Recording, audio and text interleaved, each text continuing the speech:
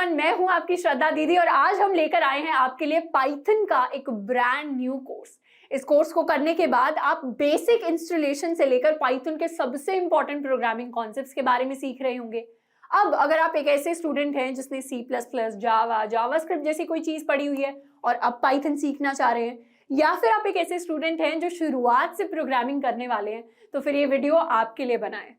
इस वीडियो को देखने के बाद अगर आप चाहें तो कॉलेज प्लेसमेंट्स की तैयारी कर सकते हैं, कॉम्पिटिटिव कोडिंग कर सकते हैं, वेब डेवलपमेंट में जैंगो जैसे फ्रेमवर्क्स के बारे में सीख सकते हैं, या फिर artificial intelligence, machine learning, data science जैसी चीजें सीख सकते हैं। इस वीडियो को करने के लिए हमें सिर्फ दो चीजों की जरूरत पड़ेगी। पहला है एक लैपटॉप और दूसरा है बहुत सारा एक्साइटमेंट। तो शुरुआत करते हैं अपने ब्रांड न्यू पाइथन कोर्स की। पाइथन एक बहुत ही खूबसूरत लैंग्वेज है जो बहुत सारी बड़ी कंपनीज में यूज होती है। Google, YouTube, Instagram, Netflix, Uber जैसी बड़ी कंपनीज अपने सॉफ्टवेयर्स को बनाने के लिए पाइथन का इस्तेमाल करती हैं। अब यहाँ पर हम सबसे पहले सीखने वाले हैं इंस्टॉलेशन के बारे में कि अपने लैपटॉप के अंदर, अपनी मशीन के अंदर पाइथन को कैसे इंस्टॉल करना है और हम एक्चुअली कोड जिस सॉफ्टवेयर पर कर रहे होंगे उसको कैसे इंस्टॉल करना है। तो यहाँ पर हमने इंस्टॉलेशन प्रोसेस को विंडोज यूजर के लिए भी बनाया है और मैक यूजर्स के लिए भी बनाया है। तो आपकी जो भी मशीन है, आप नीचे टाइम स्टैम्प्स दिए हुए हैं, वहां पर जाकर देख सकते हैं कि आपको किस हिसाब से कौन सा इंस्टॉलेशन करने की जरूरत है। सबसे पहले शुरुआत करते हैं हमारे विंडोज इंस्टॉलेशन की। तो विंडोज के अंदर पाइथन इंस्टॉल करने के लिए सबसे पहले हमें python.org नाम की एक वेबसाइट पर जाना होगा। वेबसाइट का लिंक हमने नीचे नोट्स के अंदर भी दिया हुआ है और आपको स्क्रीन पर भी दिख रहा होगा। तो डाउनलोड्स पर जाकर हम पाइथन 3.10.0 को डाउनलोड कर लेंगे। डाउनलोड होने के बाद इस फाइल को हम अपने फोल्डर के अंदर खोलेंगे। फिर एक बार हमें exe फाइल पर क्लिक करना है और उसे इंस्टॉल कर लेना है। अब जिस सॉफ्टवेयर को हम पाइथन लिखने के लिए यूज करेंगे विंडोज में, उसका नाम है पाइस्क्रिप्टर। पाइस्क्रिप्टर एक ओपन सोर्स फ्री सॉफ्टवेयर है जिसकी साइट पर हम जा सकते हैं। वेबसाइट पर जाकर एक बार हमने उसे डाउनलोड कर लिया है तो उसके बाद हमारे पास एक विंडो शो अप होगी डिफरेंट ऑप्शंस की। तो विंडो के अंदर हमें नेक्स्ट पर क्लिक करते जाना है। अब इंस्टॉल होने के बाद हमें फाइनली एग्जीक्यूट पर क्लिक करना है एंड उसके बाद हमारा इंस्टॉलेशन कंप्लीट हो जाएगा। हमारे पास ऑप्शंस आएंगे कि हम क्या लैंग्वेज सिलेक्ट करना चाहते हैं, हम कौन से फोल्डर को डिफॉल्ट बनाना चाहते हैं जहां पर हमारी पाइथन की फाइल सेव हो रही होंगी। हम नेक्स्ट क्लिक करते जाएंगे एंड फाइनली हम कर देंगे इंस्टॉल। अब सेटअप विंडो के अंदर हम नेक्स्ट पर क्लिक करेंगे और हमारे लिए हमारे पाइस्क्रिप्टर की विंडो जो है वो ओपन हो जाएगी। अब इस मॉड्यूल को हम क्लियर कर देते हैं एंड अब शुरुआत से अपना पूरा का पूरा कोड लिखना शुरू करेंगे। अब पाइथन के अंदर कुछ भी आउटपुट करवाने के लिए, कुछ भी प्रिंट करवाने के लिए हमें लिखना पड़ता है प्रिंट एंड उसके बाद उसके अंदर हम लिखते हैं पूरी की पूरी स्टेटमेंट। अब यहाँ पर ये जो ऊपर की लाइंस हाईलाइटेड हैं, ये कमेंट्स होते हैं जो कोड का पार्ट नहीं होते एंड नीचे जो हमने प्रिंट लिखा है ये एक फंक्शन है। फंक्शन कोड का वो पार्ट होता है जो कोई ऑपरेशन हमारे लिए या कोई काम हमारे लिए करके देता है।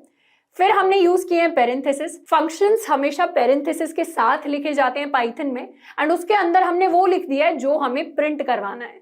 तो प्रिंट करवाना है हेलो वर्ल्ड, तो वो लिख दिया है। अब हेलो वर्ल्ड को हमने डबल कोट्स के साथ लिखा है। तो पाइथन के अंदर जितना भी टेक्स्ट होता है उसको कोट्स में लिखते हैं। हम चाहे तो इस हेलो वर्ल्ड को सिंगल कोट्स में भी लिख सकते थे, लेकिन सिंस मैं जावा C++ बैकग्राउंड से हूँ तो मेरी आदत ये है कि स्ट्रिंग्स जो होती हैं उनको मैं डबल कोट्स से लिखती हूँ और जो कैरेक्टर्स होते हैं जैसे A, B, C, D उनको मैं सिंगल कोट्स में लिखती हूँ। इसीलिए मैं प्रेफर करती हूँ स्ट्रिंग्स को डबल कोट्स में लिखना। अब ऊपर जाकर जो ग्रीन वाला रन बटन है उसको क्लिक करने के बाद हम अपना कोड को रन कर देंगे एंड नीचे हमारे लिए आउटपुट में आ गया है हेलो वर्ल्ड एंड ऊपर हमें अपने पाइथन का वर्जन भी दिखाई दे रहा है विच इज 3.10.0।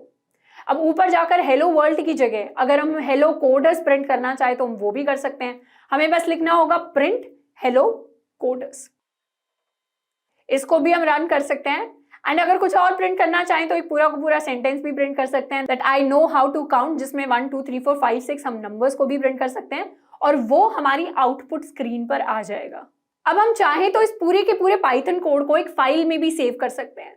तो फाइल में सेव करने के लिए हम जाएंगे फाइल पर, वहां पर करेंगे सेव एज और फिर अपनी मर्जी का कोई भी नाम दे देंगे। अब बाय डिफॉल्ट पाइथन फाइल्स को .py से सेव करना पड़ता है, इसीलिए हम अपनी फाइल का नाम रखेंगे फर्स्ट प्रोग्राम .py और इसको हमने कर दिया है सेव और ये नया नाम हमें अपने IDE के अंदर दिखाई दे रहा है। अब इसके आगे के ट्यूटोरियल में मैंने पाईचार्म को यूज किया है क्योंकि मेरे सिस्टम पर वर्चुअल मशीन में विंडोज ज्यादा देर तक चल नहीं पाता है, इसीलिए आगे के कोर्स में जितना भी कोड लिखवाया हुआ है उस सारे के सारे कोड को सिंपली हमें उसी तरीके से लिखना है पाईस्क्रिप्टर के अंदर और बस रन बटन पर क्लिक कर देना है। हमारे लिए कोई भी एरर या कोई भी परेशानी नहीं आ रही होगी।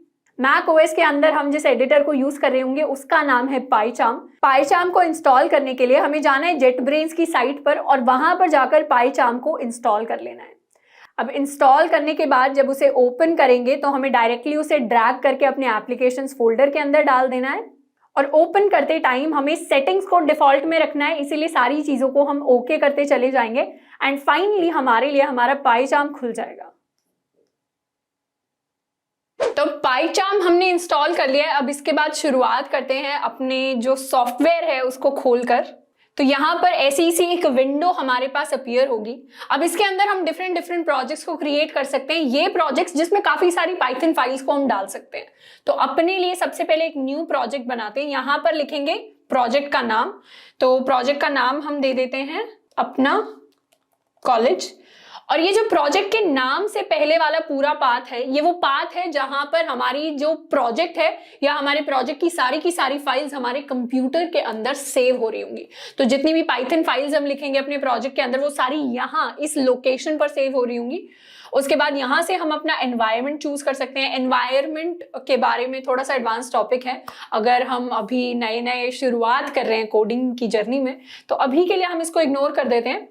यहाँ पर हमारा जो बेस इंटरप्रेटर है उसको हमने पाइथन लिया था। अब ऑलरेडी जो है कंप्यूटर के अंदर पाइथन के दूसरे जो वर्जन है वो एग्जिस्ट करते थे, पर हमने जो नया लेटेस्ट इंस्टॉल किया था उसको हमने चूज कर रखा है।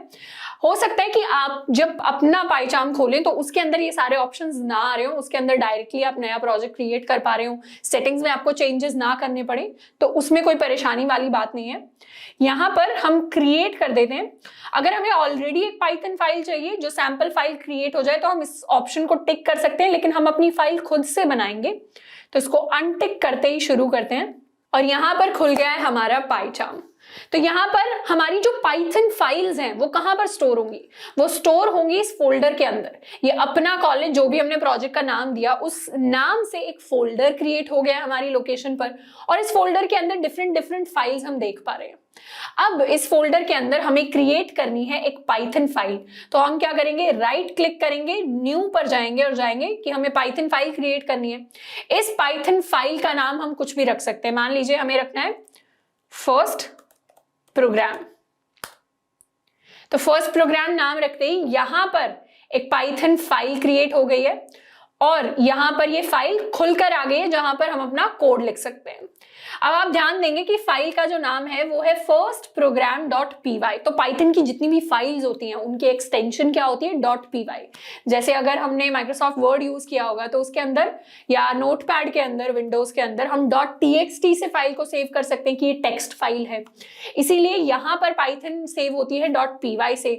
जैसे C++ फाइल सेव होती थी .cpp से, जावा होती है .java से, उस तरीके का कुछ एक्सटेंशन है। यहाँ पर हमारे वर्चुअल एनवायरनमेंट की कुछ फाइल्स हमारे पास स्टोर्ड हैं। तो यहाँ से हम देख सकते हैं कि अगर हमारे पास बहुत सारी पाइथन फाइल्स बन गई हैं तो उसके बाद कौन सी फाइल में जाना है, कौन सी फाइल में नहीं जाना, उस हिसाब से।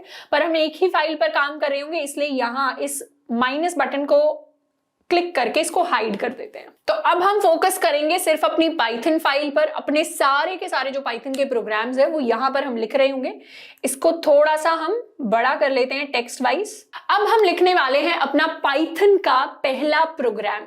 अब ये वो प्रोग्राम होने वाला है जो बाकी लैंग्वेजेस में लोग सबसे पहले लिखा करते हैं, जिसका नाम है हेलो वर्ल्ड।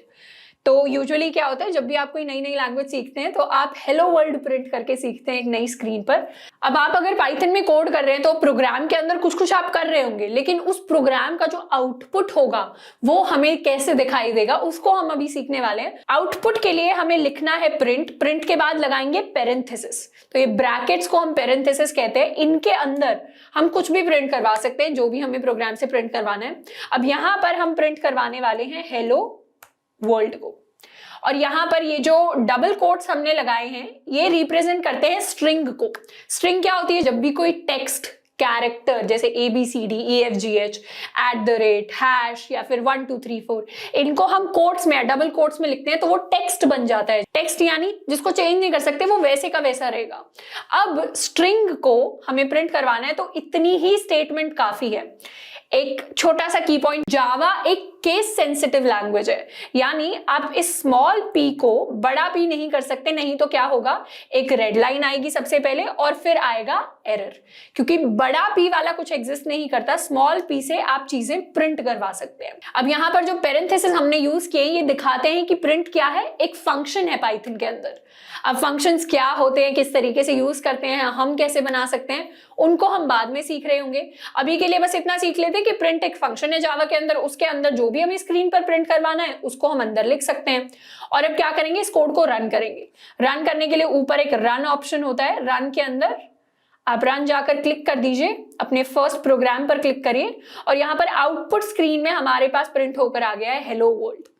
अब काफी सारे कीबोर्ड शॉर्टकट्स भी होते हैं, जैसे आप रन पर जाएं तो यहाँ पर ये Ctrl+Shift+R is the keyboard shortcut. तो जो भी लोग मैक यूज कर रहे हैं वो इसको यूज कर सकते हैं, विंडोज के लिए अलग शॉर्टकट होगा तो आप उसी हिसाब से यूज कर सकते हैं। तो इस तरीके से आपको धीरे धीरे शॉर्टकट्स भी याद हो जाएंगे, तो ज्यादा जल्दी आपका कोड जो है कंप्लीट हो रहा होगा। अब हम सीखने वाले हैं पाइथन के अंदर वेरिएबल्स के बारे में। अब हमें पाइथन के अंदर अगर कोई डेटा स्टोर करना होता है तो उसको किस तरीके से स्टोर करेंगे। हमें पता है कि पाइथन के कोड के अंदर कोई भी अगर डेटा है तो वो इवेंचुअली जाकर कंप्यूटर की मेमोरी में जाकर स्टोर होगा। तो कंप्यूटर की जिस मेमोरी में जाकर डेटा स्टोर हो रहा है उसको हम कुछ नाम दे देते हैं, ताकि अगली बार हमें पता हो कि उस लोकेशन पर जहां पर डेटा स्टोर हुआ था उसका नाम क्या है। तो इस नाम को हम वेरिएबल कहते हैं पाइथन के अंदर। वेरिएबल्स यानी वेरिएबल्स डिफाइन करते हैं मेमोरी की वो लोकेशन जहां पर हमारा डेटा स्टोर्ड है। तो जैसे मान लीजिए हमें कोई नाम स्टोर करना है, तो नाम के लिए हमने वेरिएबल लिख लिया। वेरिएबल का नाम हम खुद से दे सकते हैं, वेरिएबल का नाम है नेम, और वेरिएबल के अंदर हम स्टोर करवाना चाहते हैं एक स्ट्रिंग, तो स्टोर करवा देंगे नाम। इसके साथ मान लीजिए आपको एक और वेरिएबल बनाना है, आपने बनाया वेरिएबल एज। एज के अंदर आप स्ट्रिंग नहीं स्टोर करवाना चाहते, आप कोई नंबर स्टोर करवाना चाहते हैं, तो यहां पर हमने स्टोर करवा दिया है नंबर। अब क्या कर सकते हैं, इस नेम को हम प्रिंट करवा सकते हैं। अब प्रिंट करवाने के लिए अगर हम इस तरीके से लिखेंगे तो हमारे लिए क्या प्रिंट होगा, एक बार देख लेते हैं। अगर हमने डायरेक्टली कोट्स के अंदर नेम को प्रिंट करवाया तो हमारे लिए डायरेक्टली नेम ही प्रिंट हो जाएगा, वो नाम वेरिएबल नहीं होगा। स्ट्रिंग्स के अंदर जो भी जाता है वो उसकी वैल्यू नहीं लेता, वो उसको वैसे का वैसा प्रिंट कर देता है। तो यहां पर हम लिख रहे होंगे नेम और इसको रन करें तो अब की बार प्रिंट क्या हुआ है, जो नेम के अंदर हमने वैल्यू को स्टोर किया था। इसी तरीके से हम प्रिंट करवा सकते हैं नाम के साथ अपनी एज, और यहां पर हमारे लिए प्रिंट होकर आ जाएगी एज भी।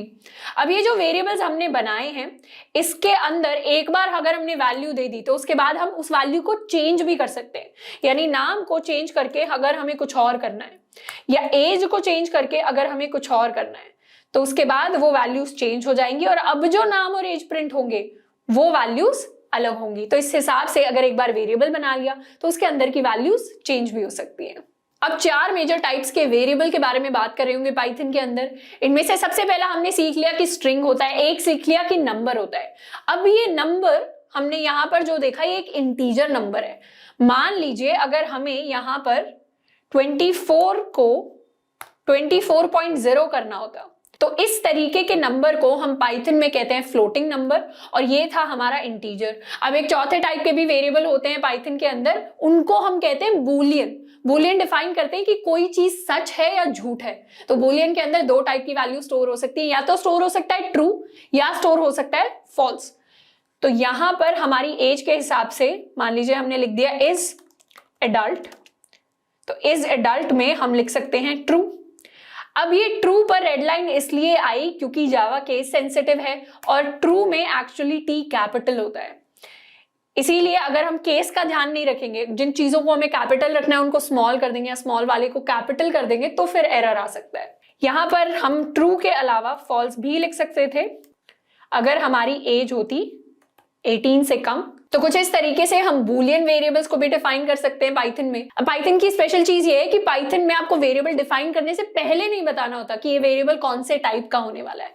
आप बिना किसी टाइप को डिफाइन किए हुए किसी भी वेरिएबल में कोई भी वैल्यू स्टोर कर सकते हैं। अब वेरिएबल को डिफाइन करने के लिए आप 2-3 स्ट्रिंग्स भी यूज कर सकते हैं, बीच में आप अंडरस्कोर यूज कर सकते हैं। तो इस तरीके से वेरिएबल को डिफाइन करने के काफी सारे नाम होते हैं। क्या रूल्स होते हैं वो आपको नीचे नोट्स के अंदर मिल रहे होंगे। अब आगे बढ़ने से पहले एक छोटी सी एक्सरसाइज है जो हम आपको दे रहे होंगे। एक्सरसाइज में सबसे पहला काम है कि हमें एक पर्सन डिफाइन करना है जिसका पहले हम फर्स्ट नेम लें और फिर लास्ट नेम लें। तो 2 वेरिएबल्स डिफाइन करने हैं जिसका फर्स्ट नेम टोनी होने वाला है, लास्ट नेम स्टार्क होने वाला है। उसके बाद डिफाइन करना है एक एज नाम का वेरिएबल जिसके अंदर 51 ईयर्स ऑफ एज हम स्टोर कर रहे होंगे। उसके बाद होने वाला है इज जीनियस नाम का एक वेरिएबल। तो टोनी जो है वो एक जीनियस है, तो उसको आप बूलियन टाइप की हेल्प से कैसे डिफाइन कर रहे होंगे उसका हमें 3-4 लाइंस का एक कोड लिखना है। इस एक्सरसाइज का जो सॉल्यूशन है वो नीचे नोट्स के अंदर दिया हुआ है। तो पहले आपको एक्सरसाइज खुद से ट्राई करनी है, उसके बाद सॉल्यूशन को देखना है। नेक्स्ट चीज जो हम सीख रहे होंगे पाइथन के अंदर वो है यूजर से इनपुट लेना। अभी तक हमने क्या सीखा कि अगर हमें कुछ प्रिंट करवाना है पाइथन में तो उसको हम स्क्रीन पर कैसे प्रिंट करवा दें। अब हम सीखेंगे कि कुछ लेना है अगर इनपुट में तो उसको यूजर से कैसे ले। तो उसके लिए यूज करते हैं हम एक इनपुट नाम का फंक्शन। इनपुट क्या करता है, इनपुट कोई भी वैल्यू इनपुट ले लेता है यूजर से। तो यहां पर मान लीजिए हमें इनपुट लेना है नेम।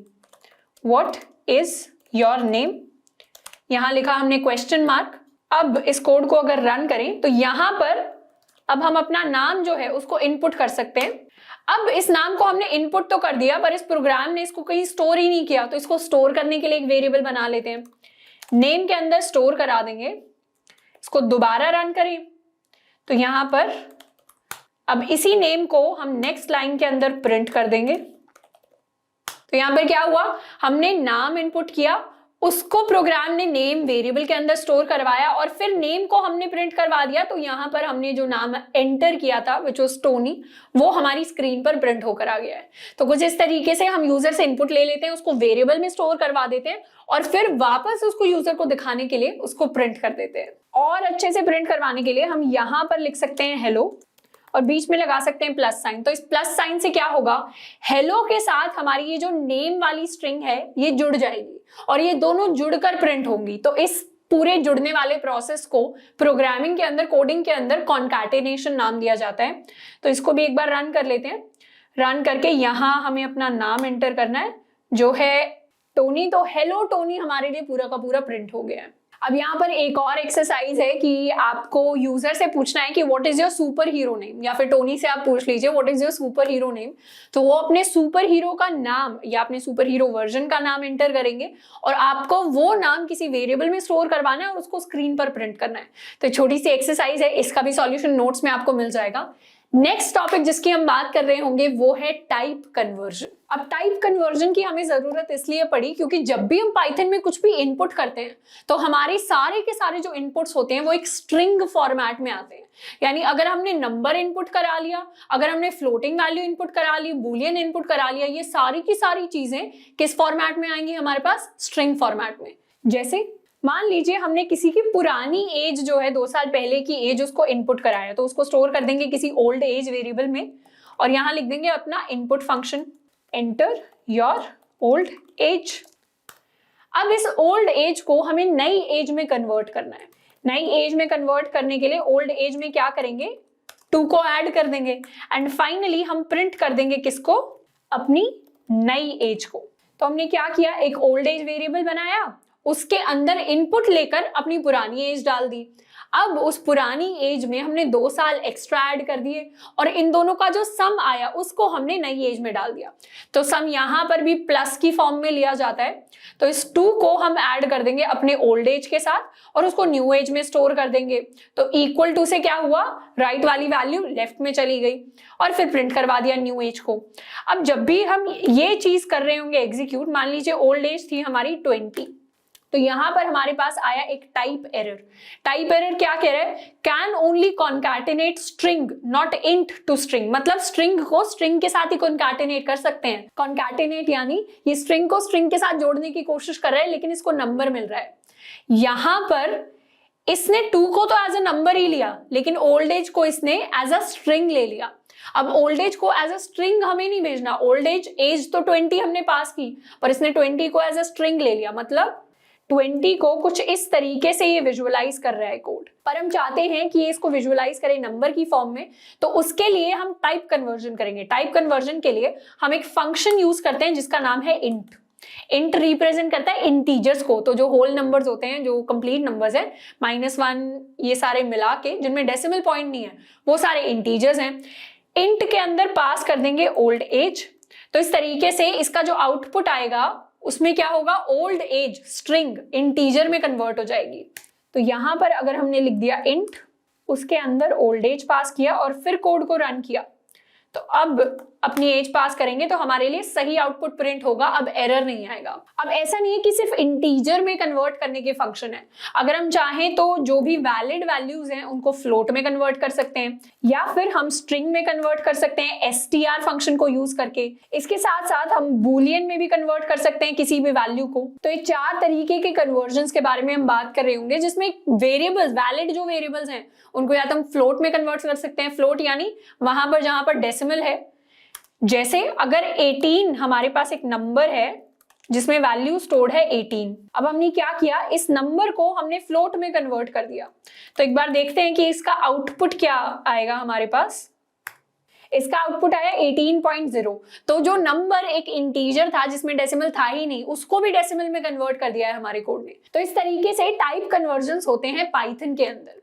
अब हम क्या करने वाले हैं, एक छोटा सा प्रोग्राम लिखेंगे ताकि हमें आइडिया हो जाए कि पाइथन के अंदर प्रोग्राम्स किस तरीके से लिखने होते हैं। तो हम एक कोड लिखेंगे जिसकी वजह से हम क्या करेंगे, 2 नंबर्स का सम हम कैलकुलेट करेंगे, 2 नंबर्स का सम प्रिंट करवाएंगे।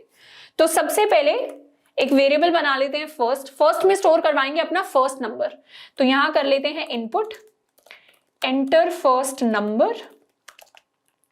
उसी तरीके से एक वेरिएबल बनाएंगे सेकंड के अंदर लिखेंगे इनपुट एंटर सेकंड नंबर।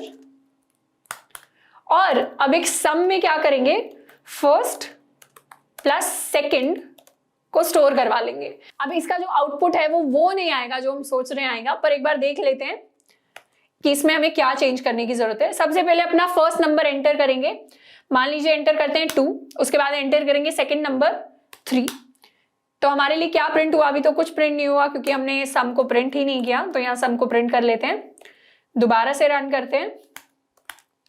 यहां पर प्रिंट हुआ 23। तो ये 2 और 3 का सम 23 क्यों प्रिंट हुआ, क्योंकि हमारा जो फर्स्ट और हमारा जो सेकंड है ये दोनों अभी स्ट्रिंग है, इनको हमने अभी टाइप कन्वर्ट नहीं किया है, इसीलिए यहाँ पर कॉन्कैटिनेशन हो गया है। फर्स्ट सेकंड से जुड़ गया है तो 2 के पीछे 3 जुड़ गया है।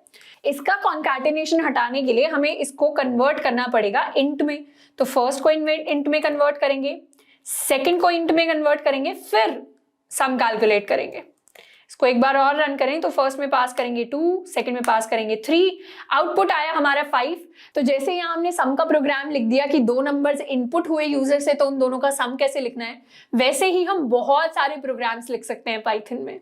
अब मान लीजिए यहाँ पर इस प्रिंट से पहले हमें प्रिंट करवाना होता द सम इज, और यहाँ हम लिख देते प्लस, तो उस केस में डायरेक्टली प्रिंट नहीं हो रहा होता, उस केस में एरर आता कि स्ट्रिंग को इंट के साथ कॉन्कैटिनेट नहीं कर सकते। तो ये जो सम है इसको भी हमें प्रिंट करवाने के लिए स्ट्रिंग की फॉर्म में कन्वर्ट करना पड़ता, तब जाकर हमारा जो सम है वो सही प्रिंट होता। अब पाइथन में हम एक स्पेशल टॉपिक के बारे में बात करेंगे जो है स्ट्रिंग्स। अब स्ट्रिंग को यूज करने से पहले अपनी एक स्ट्रिंग हम डिफाइन कर लेते हैं नेम से, उसके अंदर स्टोर कर रहे होंगे टोनी स्टार्क।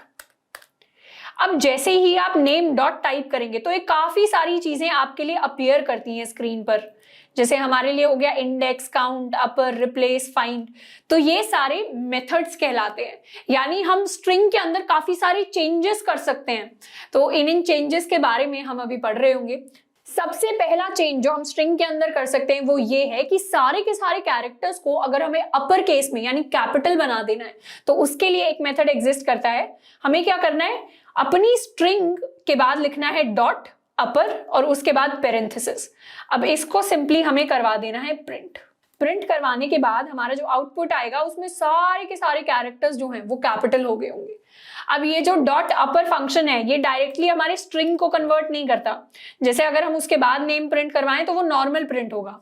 मतलब इसने एक नई स्ट्रिंग हमें रिटर्न करके दी जिसमें कैपिटल लेटर्स हैं, ओरिजिनल स्ट्रिंग को नहीं छेड़ा। ऐसे ही अगर हमें सब को लोअर में कन्वर्ट करना है तो लोअर लिख लेते हैं, तो सारे के सारे जो कैरेक्टर्स हैं वो लोअर केस में कन्वर्ट हो जाएंगे। नेक्स्ट ऑपरेशन जिसकी हम बात करेंगे वो है फाइंड ऑपरेशन। अब एक स्ट्रिंग के अंदर हम कुछ भी, कोई कैरेक्टर या कोई सब स्ट्रिंग यानी स्ट्रिंग का छोटा पार्ट अगर हमें सर्च करना हो तो उसके लिए हम सिंपली डॉट फाइंड लिख सकते हैं। तो मान लीजिए टोनी स्टार्क के अंदर हमें सर्च करना है फॉर कैपिटल एस, तो यहां पर लिखेंगे प्रिंट नेम डॉट फाइंड, उसके अंदर पास करेंगे अपना कैपिटल एस। अब स्ट्रिंग्स को डिफाइन करने के लिए पाइथन के अंदर हम डबल कोट्स भी यूज कर सकते हैं और सिंगल कोट्स भी यूज कर सकते हैं, बट सिंस मैं C++ और जावा बैकग्राउंड से हूं तो मुझे जब कैरेक्टर्स डिफाइन करने होते हैं जो यानी single A, single B, single C, single @ तो मैं सिंगल कोट्स यूज करती हूँ।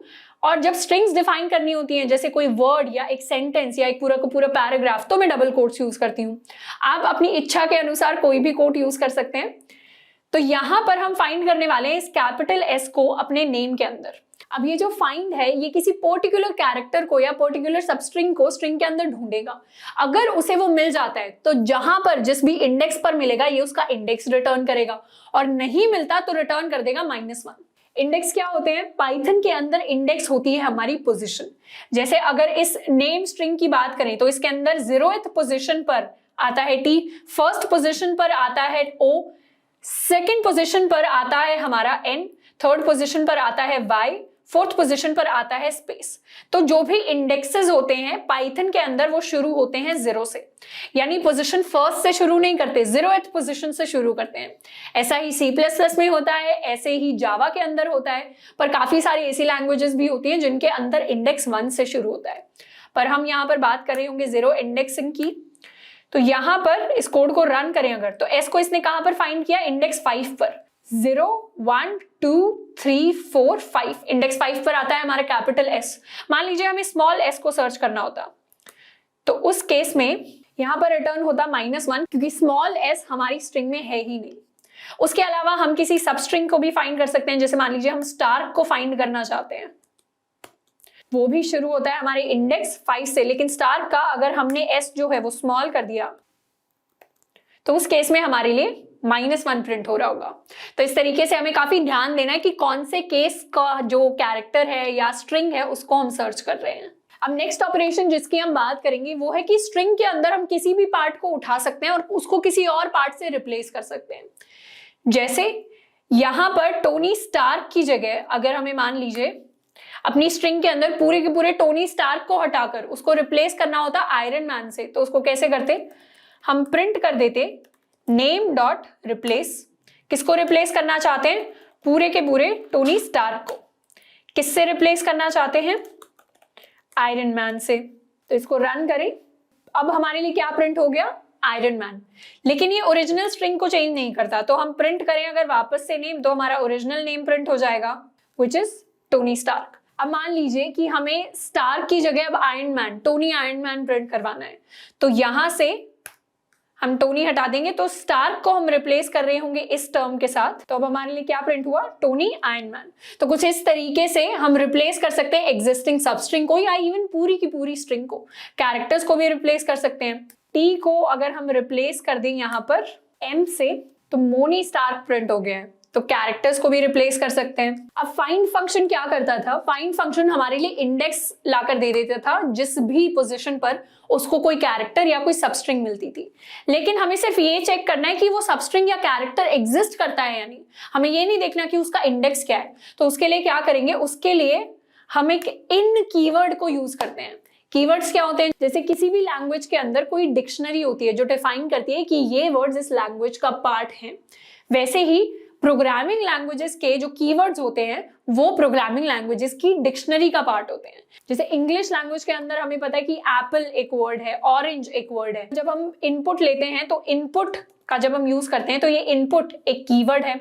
उसके साथ साथ हम प्रिंट को यूज करते हैं तो ये एक प्रिंट भी एक कीवर्ड है, तभी ये हमारे एडिटर में पर्पल से हाईलाइट हो रहा है। बाकी जो हम वेरिएबल खुद से डिफाइन करते हैं वो हाईलाइटेड नहीं है, वो सिंपली हमें व्हाइट में दिख रहे होंगे। तो जितने भी कीवर्ड्स होते हैं वो हाईलाइटेड होते हैं। अगर हम कोई टेक्स्ट लिख रहे हैं, स्ट्रिंग लिख रहे हैं, वो ग्रीन में होती है। अब यहाँ पर हम ढूंढना चाहते हैं किसी भी कैरेक्टर या सबस्ट्रिंग को अपनी स्ट्रिंग के अंदर, तो उसके लिए इन फंक्शन का यूज करेंगे। हम क्या करेंगे? प्रिंट हम कैपिटल टी ढूंढना चाहते हैं इन नेम, तो हमारे लिए प्रिंट हो गया ट्रू। क्या हमारा जो कैपिटल टी एक कैरेक्टर है वो हमारे नेम स्ट्रिंग के अंदर एग्जिस्ट करता है, तो उस केस में हमारे लिए प्रिंट हुआ है ट्रू। लेकिन हम यहां पर मान लीजिए एम को ढूंढना चाहें तो उसके लिए प्रिंट होगा फॉल्स, कि वहां पर एम एग्जिस्ट नहीं करता। अगर हम ढूंढना चाहें एक सबस्ट्रिंग को कि स्टार का एग्जिस्ट करता है क्या नेम में, तो उसके लिए आएगा ट्रू। अब आयरन मैन को ढूंढे तो उसके लिए हमारे पास आएगा फॉल्स। तो कुछ इस तरीके से हम ट्रू फॉल्स यानी बूलियन रिटर्न करवाकर भी सर्च कर सकते हैं किसी भी स्ट्रिंग के अंदर। अब नेक्स्ट हम बात करने वाले हैं एरिथमेटिक ऑपरेटर्स की। एरिथमेटिक ऑपरेटर्स क्या होते हैं? जैसे मैथ के अंदर हमने काफी सारे ऑपरेशंस पढ़े होंगे जब भी हमने फर्स्ट सेकंड थर्ड क्लास में मैथ्स की होगी, कि हमें प्लस करना होता था किसी को तो प्लस साइन का यूज करते थे, माइनस करना होता था दो नंबर्स को तो माइनस साइन का यूज करते थे, मल्टीप्लाई करना होता था तो मल्टीप्लाई करते थे। तो इन सारे ऑपरेशंस के लिए जो ऑपरेटर यूज होते हैं यानी ये जो साइंस यूज होते हैं इनको हम ऑपरेटर्स कहते हैं पाइथन के अंदर। अब यहाँ पर डिफरेंट ऑपरेटर्स को देखेंगे, ये ऑलमोस्ट सिमिलर हैं जो हमने मैथ्स में यूज किए थे। सबसे पहला ऑपरेटर है हमारा प्लस ऑपरेटर, तो हम क्या करेंगे प्रिंट कर देते हैं 5 + 2 को। तो प्लस ऑपरेटर से हमें सम दिखाई देता है, उसके बाद प्लस को रिप्लेस कर दे अगर माइनस से, तो ये यूज होता है हमारे सब्ट्रैक्शन के लिए। तो हो गया है 5 - 2, प्रिंट हो गया है 3। वैसे ही अगर हमें मल्टीप्लाई करना होता है तो यहाँ पर एस्टरिस्क लगा देते हैं, तो हमारे कीबोर्ड पर जो ये एस्टरिस्क का साइन है, स्टार का साइन है, ये मल्टीप्लिकेशन होता है प्रोग्रामिंग में। तो 5 × 2 हमारे पास प्रिंट हो गया। अगर डिवाइड करना है तो एक स्लैश लगा देते हैं, तो स्लैश का मतलब डिवाइड होता है अरिथमेटिक ऑपरेटर्स में। इसको भी रन किया तो हमारे लिए प्रिंट हो गया 5 / 2 = 2.5। अब किन्हीं भी दो नंबर्स को जब हम मल्टीप्लाई करते हैं तो या तो हमारा रिजल्ट डेसिमल में आ सकता है या हमारा रिजल्ट एक इंटीजर आ सकता है। जैसे यहाँ पर हम 10 को 2 से डिवाइड कर रहे होते तो आंसर आता 5, लेकिन 5 को 2 से डिवाइड कर रहे हैं तो आंसर आ रहा है 2.5। मान लीजिए कुछ ऐसे केसेस हैं जिसमें हमें डेसिमल के बाद वाले नंबर्स चाहिए ही नहीं, तो क्या करेंगे डेसिमल के बाद वाले नंबर्स को हटाने के लिए, सिर्फ इंटीजर वैल्यू को लेने के लिए हम इस स्लैश को कर देंगे डबल अप। तो दो स्लैशेस जब हम लगाते हैं या दो डिवाइड के साइन जब हम लगाते हैं तो हमारा जो डेसिमल के बाद वाला पार्ट है वो हट जाता है रिजल्ट से। तो इसको रन किया तो अब 2.5 नहीं प्रिंट हुआ, सिर्फ 2 प्रिंट हुआ। अब इसके साथ साथ एक और ऑपरेटर होता है प्रोग्रामिंग में, ये जावा में भी होता है, C++ में भी होता है, पाइथन में भी होता है, जो मैथ्स के अंदर यूजुअली नहीं होता, वो है हमारा रिमाइंडर ऑपरेटर। इसको मॉड्यूलो भी कहते हैं। तो ये जो परसेंटेज का साइन है ये रिप्रेजेंट करता है हमारे रिमाइंडर ऑपरेटर को। रिमाइंडर ऑपरेटर क्या करता है, दो नंबर्स को जब डिवाइड करते हैं एक नंबर को दूसरे के साथ तो जो भी रिमाइंडर बचता है उसको रिटर्न करता है। तो इसको हम करवा लेते हैं प्रिंट। 5 / 2 का रिमाइंडर आया है हमारे पास 1। उसके साथ साथ एक और ऑपरेटर होता है जो होता है पावर ऑपरेटर। तो एक नंबर को दूसरे नंबर की पावर बनाने के लिए बीच में हम क्या करते हैं, 2 एस्टरिस्क लगा देते हैं या 2 स्टार्स लगा देते हैं। तो यहाँ स्टार लगाया, इसका मतलब है 5 to the power 2 which is 25। इसको रन करेंगे तो हमारे लिए 25 प्रिंट होकर आ जाएगा। अब पाइथन के अंदर कुछ शॉर्टकट्स होते हैं चीजों को कैलकुलेट करने के, जिनके बारे में हमें पता होना चाहिए। तो सबसे पहले मान लेते हैं हमारे पास कोई वेरिएबल है जिसमें शुरुआत में हमने लिखा था 5। अब हमने क्या किया, 5 में 2 को ऐड कर दिया और इस पूरे के पूरे को हमने वापस i को ही असाइन कर दिया। तो जब भी ऐसा एक्सप्रेशन होता है पाइथन में उसको हम मिनिमाइज करके लिख सकते हैं, यानी इस पूरे एक्सप्रेशन को हम लिख सकते हैं += 2। तो ये जो पहली लाइन है और ये जो दूसरी लाइन है, इन दोनों का मतलब सेम है पाइथन के अंदर। ऐसे ही अगर हमें माइनस करना होता है तो -= 2 हम लिख सकते हैं, मल्टीप्लाई करना है तो =2। तो इसी तरीके से काफी सारे ऑपरेशंस हम परफॉर्म कर सकते हैं उनको मिनिमाइज करके। अब पाइथन के अंदर एक छोटी सी बात कर लेते हैं ऑपरेटर प्रेसिडेंस की। ऑपरेटर प्रेसिडेंस यानी अगर मान लीजिए हमें कोई ऐसा एक्सप्रेशन दिया है जैसे 2 + 3 × 5, या तो इस एक्सप्रेशन का रिजल्ट हो सकता है 2 + 3 मतलब 5 × 5 25, या फिर हो सकता है 3 × 5 पहले कैलकुलेट हो 15, उसमें +2 करें तो 17। अब इन दोनों में से कौन सा सही होगा ये डिपेंड करता है कि पाइथन के अंदर पहला ऑपरेटर कौन सा प्रेसिडेंस ऊपर लेता है, यानी राज कौन से ऑपरेटर का चलता है, कौन सा ऑपरेटर पहले ऑपरेशन परफॉर्म करेगा। तो बॉडमास का एक रूल होता है मैथ्स के अंदर, वैसा सा ही एक रूल पाइथन के अंदर भी होता है। अब जो ऑपरेटर प्रेसिडेंस का पूरा चार्ट है कि कौन से ऑपरेटर की प्रेसिडेंस ऊपर आएगी, कौन से की नीचे आएगी, वो आपको लिंक में पूरा का पूरा डिफाइंड चार्ट मिल रहा होगा। यहाँ हम थोड़ा बहुत डिस्कस करेंगे, थोड़ा बहुत में ये डिस्कस करेंगे कि जो मल्टीप्लाई ऑपरेटर होता है उसकी प्रेसिडेंस हायर होती है as compare to plus operator. Easily यहाँ पर रिजल्ट आया 17, तो पहले 3 5 से मल्टीप्लाई होगा, उसके बाद 2 इसमें ऐड होगा। अगर मान लीजिए हमें 2 को पहले ऐड करना होता तो यहाँ ब्रैकेट्स लगा देते तो रिजल्ट हमारा आ जाता 25। इसी तरीके से यहाँ पर अगर मल्टीप्लाई होता तो मल्टीप्लाई भी प्लस से पहले होता, तो मल्टीप्लाई करके हमारे पास आया 2.6। तो कुछ इस तरीके से प्रेसिडेंस हमारी होती है डिफरेंट ऑपरेटर्स की। अब एक और छोटी सी चीज के बारे में बात कर लेते हैं पाइथन में, ये है कमेंट्स। कोड का वो पार्ट जो कुछ भी कैलकुलेशन नहीं करता, कुछ भी ऑपरेशन परफॉर्म नहीं करता, मतलब ऐसी चीजें जो हमें अपनी स्क्रीन पर लिखनी होती है पर उनको कोड का पार्ट नहीं बनाना, उनको हमें मान लीजिए नॉर्मल इंग्लिश में ही लिखना है, उनको हम कमेंट्स कहते हैं पाइथन में। कमेंट्स को किस तरीके से लिखा जाता है, मान लीजिए हमने लिखा हैश, तो हैश के साथ सारे के सारे कमेंट्स शुरू होते हैं पाइथन में। उसके बाद हम लिख सकते हैं हेयर इज अ कमेंट, तो ये एक नॉर्मल इंग्लिश की लाइन है, पर यहाँ पर एरर नहीं आएगा। इंग्लिश की लाइन हम लिखेंगे क्यों, क्योंकि यहाँ पर हमने इसे कमेंट बना दिया। अगर हम इसी लाइन को नीचे लिख देते तो यहाँ पर क्या आता, एक एरर आ जाता। तो नॉर्मल इंग्लिश हम पाइथन में कैसे लिख सकते हैं, कमेंट्स की फॉर्म में। अब कमेंट्स का यूजुअली काम क्या होता है, अब जब भी हम ऑर्गेनाइजेशंस में जाते हैं, बड़ी बड़ी कंपनीज में जाते हैं, स्टार्टअप्स में जाते हैं, या कभी भी अगर एक अच्छा कोड आप लिख रहे हैं तो आपका कोड किसी ना किसी पॉइंट ऑफ टाइम पे कोई और भी पढ़ रहा होगा। अब उस व्यक्ति को समझ में आए कि आपके बड़े से लंबे से कोड का कौन सा हिस्सा क्या परफॉर्म करता है, उसके लिए आप हर हिस्से के ऊपर एक कमेंट लिख देते हैं। जैसे हमने बनाया था एक छोटा सा प्रोग्राम की 2 नंबर्स का हमें सम निकालना था, तो उसमें सबसे पहला कमेंट हमारा हो जाता टेकिंग इनपुट। टेकिंग इनपुट के बाद हम इनपुट ले लेते, तो first is equal to input कुछ हम कर देते। उसके बाद हमारा जो सेकंड कमेंट हो जाता वो हो जाता कैलकुलेट सम। तो इस तरीके से अपने प्रोग्राम को डिफाइन करने के लिए हम कमेंट्स का यूज कर सकते हैं। अब हम पाइथन के अंदर पढ़ने वाले हैं कंपैरिजन ऑपरेटर्स के बारे में। कंपैरिजन यानी 2 चीजों को कंपेयर करना कि कौन सी बड़ी है कौन सी छोटी है। अब पाइथन के अंदर कंपैरिजन करने के लिए कुछ ऑपरेटर्स होते हैं। ये ऑपरेटर्स क्या करते हैं, बूलियन वैल्यू रिटर्न करते हैं, यानी आपने जो भी ऑपरेटर अप्लाई किया है उसका ट्रू आएगा आउटपुट या फॉल्स आएगा, वो डिपेंड करता है कि आपने क्या कंडीशन लगाई है। तो सबसे पहले मान लेते हैं कि हमें प्रिंट करवाना है कि 3 इज ग्रेटर देन 2। तो 3 क्या ग्रेटर देन 2 होता है, हाँ होता है, तो इसका हमारे पास रिजल्ट आएगा ट्रू। लेकिन यहीं पर हम कर दें 3 इज लेस देन 2, तो ये लेस देन का कंपैरिजन ऑपरेटर है, उस केस में हमारे पास रिटर्न होकर आएगा फॉल्स। इसी तरीके से लेस देन इक्वल टू का भी एक ऑपरेटर होता है, तो इसमें भी हमारे पास आएगा फॉल्स। पर अगर यहाँ पर ग्रेटर देन इक्वल टू कर दें तो उसके लिए आएगा ट्रू। अब एक और कंपैरिजन ऑपरेटर होता है जो 2 वैल्यूज को कंपेयर करता है। तो अगर हमें कंपेयर करना है कि क्या 3 की वैल्यू 2 की वैल्यू के इक्वल है, तो उस केस में बीच में क्या लिख देंगे, इक्वल टू।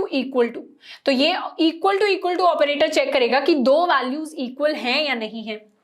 इसको रन करेंगे तो आउटपुट आएगा फॉल्स, लेकिन यहाँ 2 की जगह अगर 3 लिख दें तो उस केस में हमारे पास रिजल्ट में आएगा ट्रू।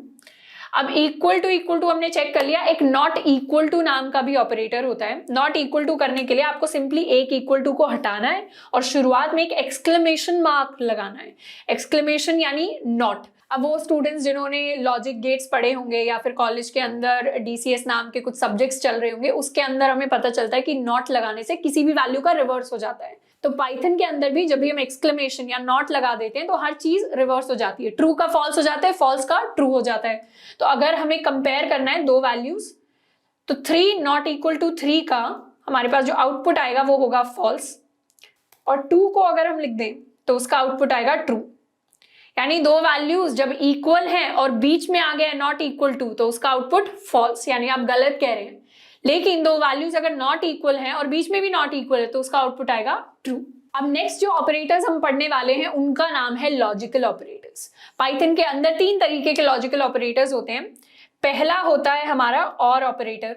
और ऑपरेटर क्या करता है, अगर इस ऑपरेटर को 2 कंडीशंस दे दे, मान लीजिए एक कंडीशन ट्रू है, एक कंडीशन फॉल्स है, तो ये क्या करेगा, अगर दोनों में से एक भी ट्रू होगा, if at least one is true, तो प्रिंट करवा देगा ट्रू, नहीं तो दोनों अगर फॉल्स होंगे तो प्रिंट करवाएगा फॉल्स। तो अगर यहाँ पर हम प्रिंट करवाना चाहें 2 इज ग्रेटर देन 3 और 2 इज ग्रेटर देन 1, तो यहाँ पर 2 इज ग्रेटर देन 3 रिटर्न करेगा फॉल्स और 2 इज ग्रेटर देन 1 रिटर्न करेगा ट्रू।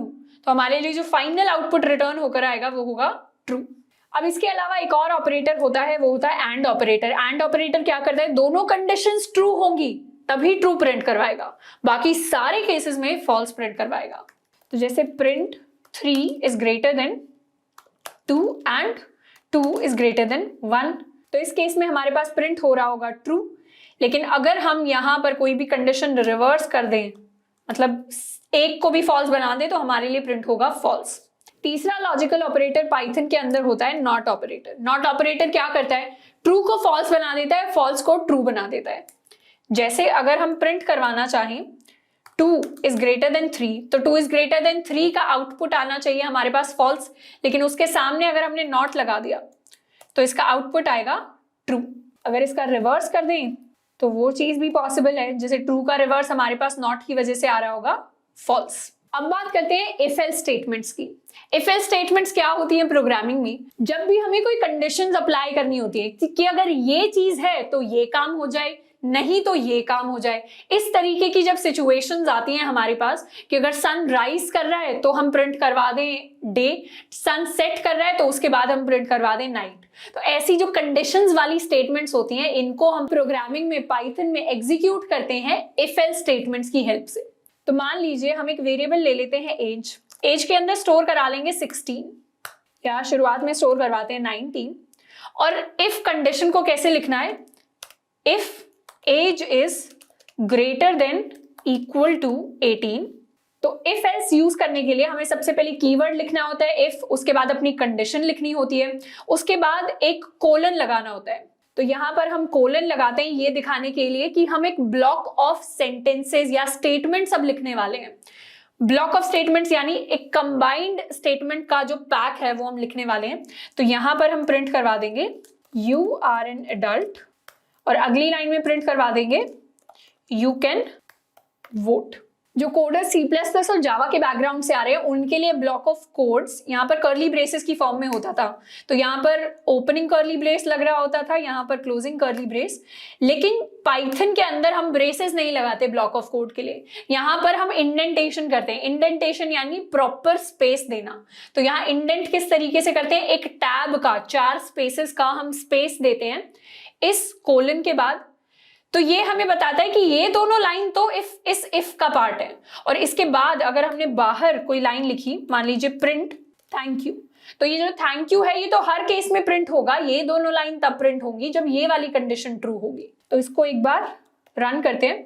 रन करने से हमारी जो एज थी वो थी 19।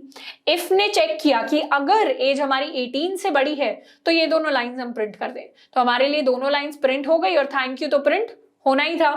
अब यहाँ पर एज अगर 16 होती तो उस केस में सिर्फ थैंक यू प्रिंट होता, क्योंकि ये वाली स्टेटमेंट जो है वो फॉल्स हो जाती। अब हम सिर्फ एक ही इफ कंडीशन नहीं लगा सकते, हम उसके अलावा बहुत सारी इफ कंडीशंस लगा सकते हैं। तो अगले वाली इफ कंडीशन हम लगाएंगे एलिफ। एलिफ यानी एल्स इफ।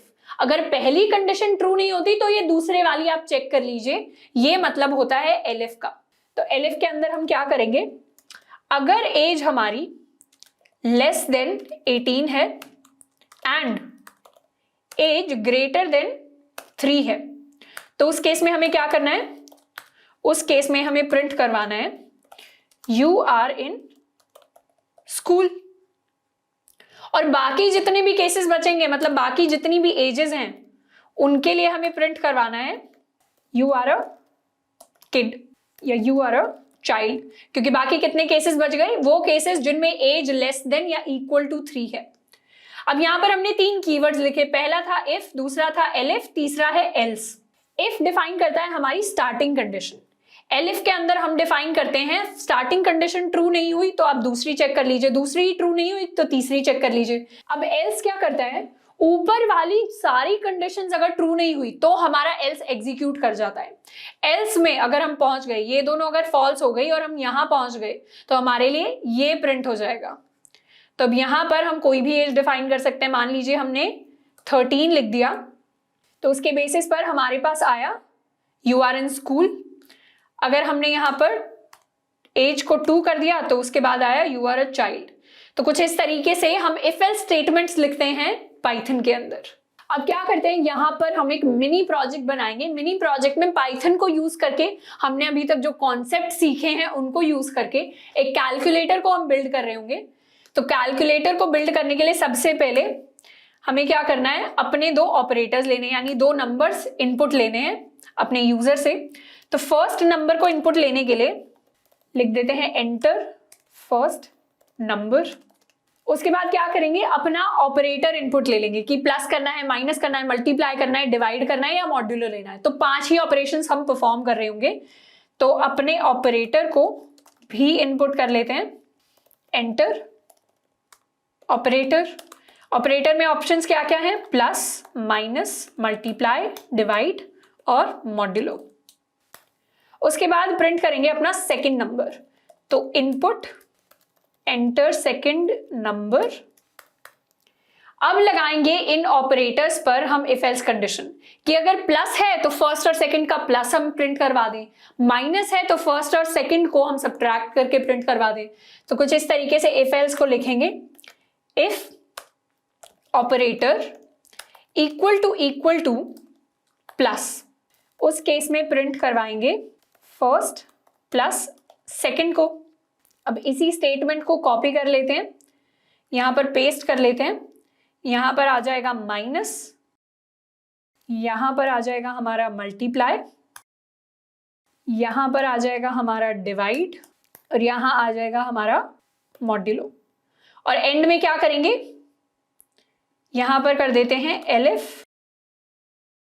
अब बार बार इफ और बार बार एलिफ लिखने में क्या डिफरेंस है, एलिफ का मतलब है कि ये वाली कंडीशन तभी चेक होगी जब ये फॉल्स हो जाए, लेकिन अगर इफ लिखते यहां पर तो सारी की सारी कंडीशंस चेक ही हो रही होती, चाहे ऊपर वाली फॉल्स हुई थी या ट्रू हुई थी। और एक एल्स केस भी लिख लेते हैं। एल्स केस में लिखेंगे प्रिंट इनवैलिड ऑपरेशन। अब यहां पर एक चीज नोटिस करें, तो जो हमारा फर्स्ट है और वो सेकंड है, ये दोनों अभी नंबर्स नहीं है, ये दोनों अभी स्ट्रिंग्स है। तो फर्स्ट को कन्वर्ट कर लेते हैं नंबर की फॉर्म में। इस कोड को रन करते हैं। रन करने के बाद हम फर्स्ट नंबर एंटर करते हैं 2, सेकंड नंबर एंटर करें उससे पहले अपना ऑपरेटर एंटर कर देते हैं। हमें 2 को मल्टीप्लाई करना है 2 के साथ, तो आउटपुट हमारा आया 4। इसको एक बार फिर से एग्जीक्यूट करते हैं। इस बार हम 5 को डिवाइड करना चाह रहे हैं 2 से, तो आउटपुट आया 2.5। तो इस तरीके से हमने अपना एक मिनी कैलकुलेटर जो है बिल्ड कर लिया है, जो इफ एल्स कंडीशंस को यूज करके जो भी ऑपरेशन हमें परफॉर्म करना है वो हमें परफॉर्म करके दे देगा। तो अगर आपको पाइथन आती है, आपके पास लैपटॉप है, कभी कैलकुलेटर खराब हो जाता है, इंटरनेट आपका डाउन है और कोई कैलकुलेटर की ऐप नहीं है जो कि हाईली इम्प्रैक्टिकल सिचुएशन है, तो उस सिचुएशन में आप पाइथन से अपना खुद का कैलकुलेटर बना सकते हैं और एग्जाम वगैरह में चीटिंग कर सकते हैं या जो भी।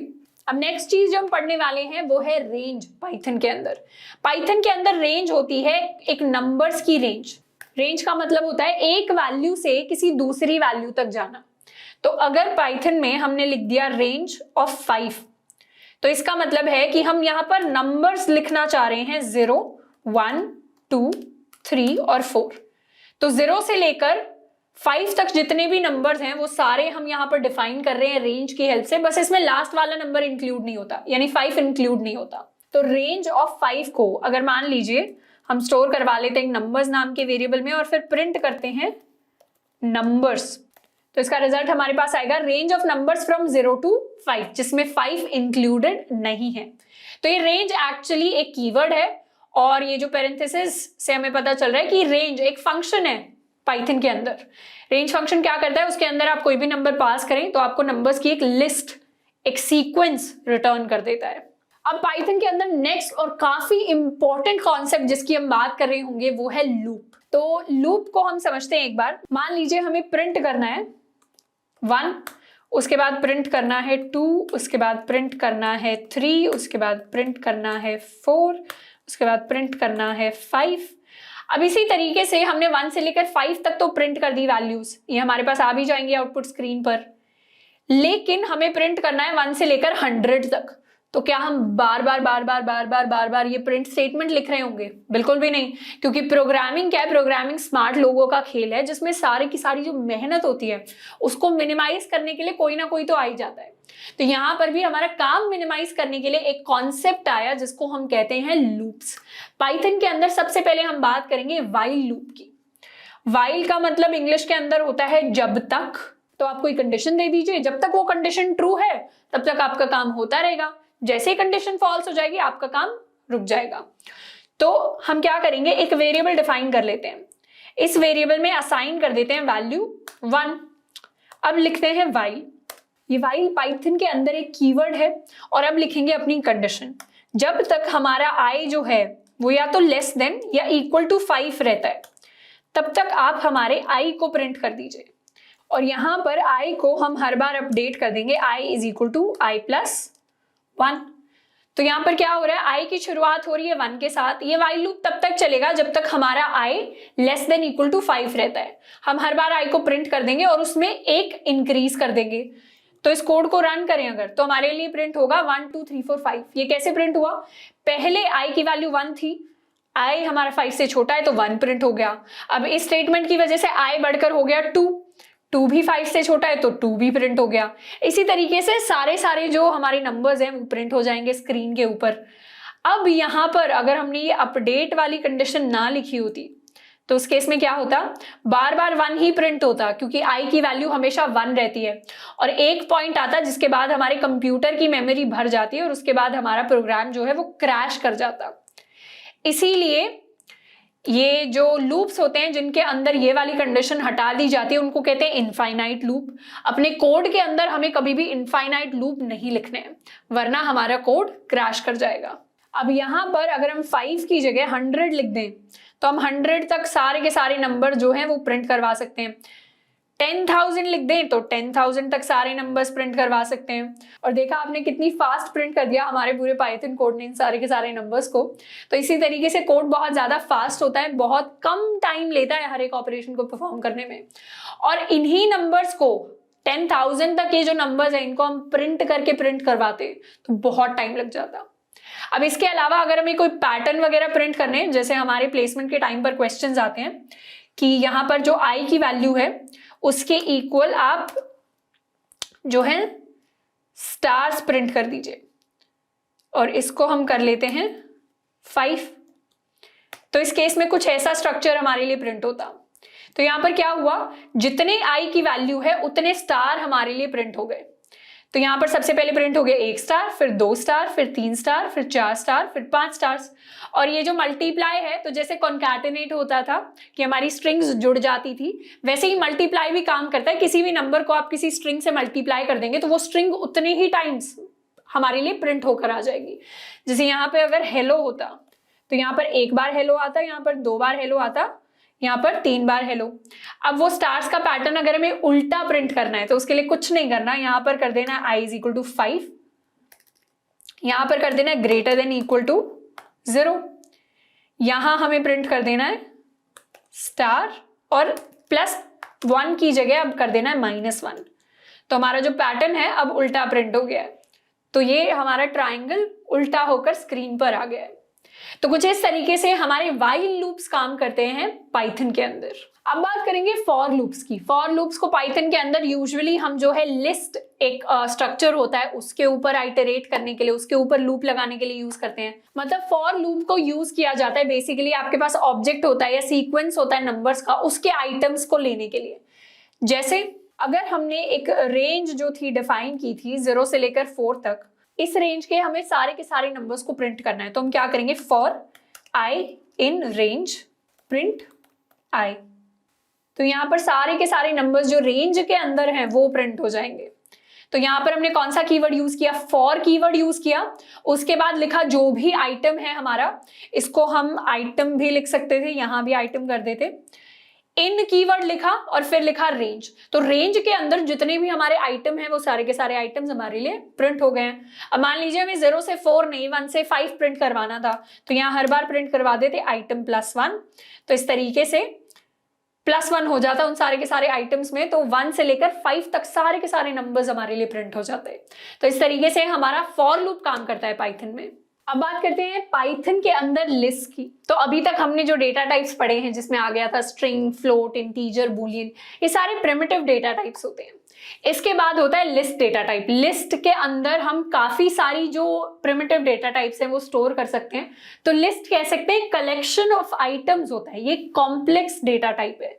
जैसे अगर हमें कोई लिस्ट बनानी है तो मान लीजिए हमें अपने मार्क्स स्टोर करने हैं, तो मार्क्स को हम एक लिस्ट की फॉर्म में स्टोर कर सकते हैं।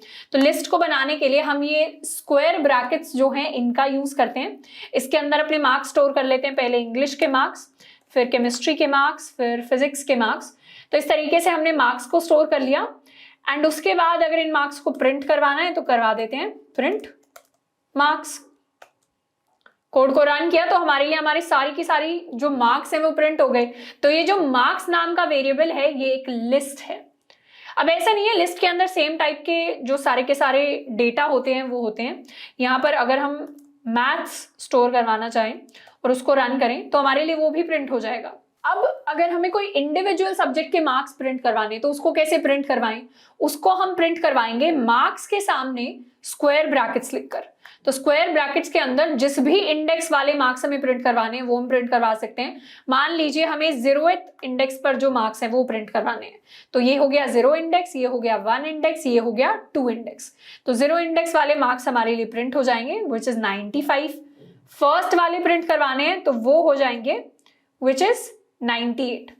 अब यूजुअली बाकी लैंग्वेजेस में जो इंडेक्स होता है वो पॉजिटिव होता है। यहां भी हमने बात की तो इंडेक्स किस तरीके से बढ़ रहा है 0 1 2 3 4, लेकिन पाइथन के अंदर जो इंडेक्स होता है वो नेगेटिव भी हो सकता है। तो यहाँ पर अगर हमने 1 लिखा तो इसको हम -1 भी लिख सकते हैं। -1 का मतलब है या माइनस का मतलब है पाइथन के अंदर इंडेक्स में कि पीछे से गिनती शुरू कर दीजिए। तो -1 यानी हमारा लास्ट आइटम, तो इसको हमने प्रिंट करवाया तो 97 हमारे लिए प्रिंट हो गया।